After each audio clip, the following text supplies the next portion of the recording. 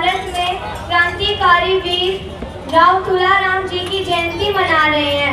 उनका जन्म हरियाणा के रेवाड़ी जिले के रामपुरा गांव में हुआ था और उन्होंने तो 14 वर्ष की आयु में ही वो आज़ादी की लड़ाई में कूद पड़े थे। वैसे ही हम किसान भी इस आज़ादी की लड़ाई को लड़कर रहेंगे। उन्होंने उन गोरे अंग्रेजों के खिलाफ लड़ाई लड़ी थी, वैसे ही हम किसान भी इन काले अंग्रेजों के खिलाफ लड़ाई लड़ रहे हैं। और 20 सितंबर को हमने किसान नेता कर्मठ किसान नेता चौधरी घासीराम नैन जी की जयंती मनाई थी। उन्होंने तो अकेले ही 3 सीएमओ को हटा दिया था किसानों के लिए, तो फिर हम लाखों किसानों के लिए खट्टर क्या चीज है। हम किसान भी इस खट्टर को हटा कर रहेंगे और हमारे इस किसान आंदोलन को 10 महीने में सिर्फ 2 दिन रहते हैं, फिर हमारे पूरे 10 महीने हो जाएंगे और 8 महीने से अब तक बातचीत भी नहीं हुई है।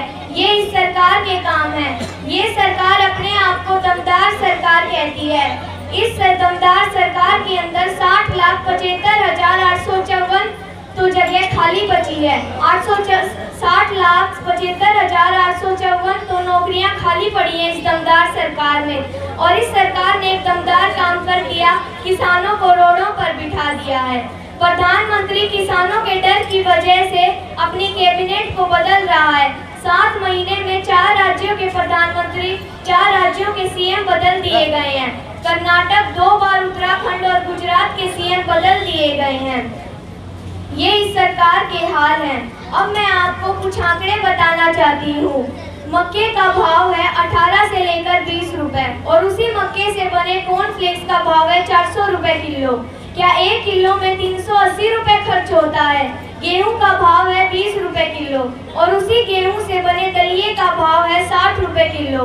क्या दलिया बनाने में 40 रुपए खर्च हो जाते हैं हमारे? ब्रेड का भाव है 150 रुपए किलो और आप सबको पता है तेल का भाव कितना है और खाने की सभी चीजों का भाव तो आसमान को छू रहा है। इस सरकार ने लूट मचा के रख रखी है। किसान जाए तो कहां पर जाए और जब किसान अपना हक मांग रहा है तो इस सरकार को दिक्कत हो रही है। ये सरकार हमको कहती है कि हम बॉर्डरों को खाली कर दें, लेकिन जब तक हमें अपना हक नहीं मिलेगा हम इस आंदोलन से 1 इंच भी नहीं हिलेंगे। और जेडीयू का नेता हमको कहता है कि कोयल को कू कू करने से और कौवे को का करने से कोई नहीं रोक सकता। वो उसके कहने का अर्थ है कि कोयल तो ये सरकार है और कौवा हम किसान हैं। मैं उनको ये कहना चाहती हूँ कि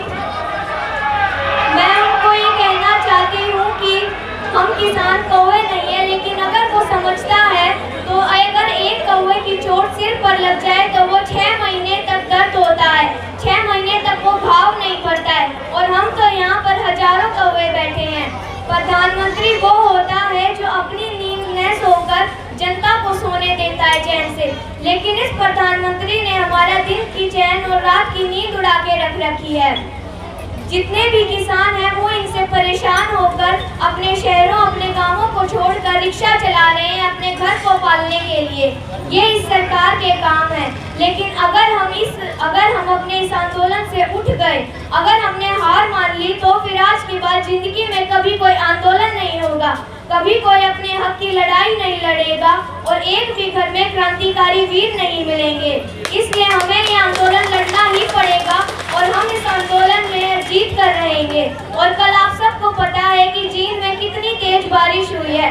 10 घंटे तक वो बारिश होती रही है और एक भी नेता अपने घरों से बाहर नहीं निकला। और किसान तो ऐसा है कि सर्दी हो, गर्मी हो, बारिश हो, अपने घरों से निकलकर खेतों में अपना खून पसीना बहा कर काम करता है। ये फर्क है किसान और एक सरकार के आदमी में। हम किसान अपना हक लेकर रहेंगे और इस सरकार के घुटने टिकवा कर रहेंगे। किसान एकता, किसान एकता, किसान एकता।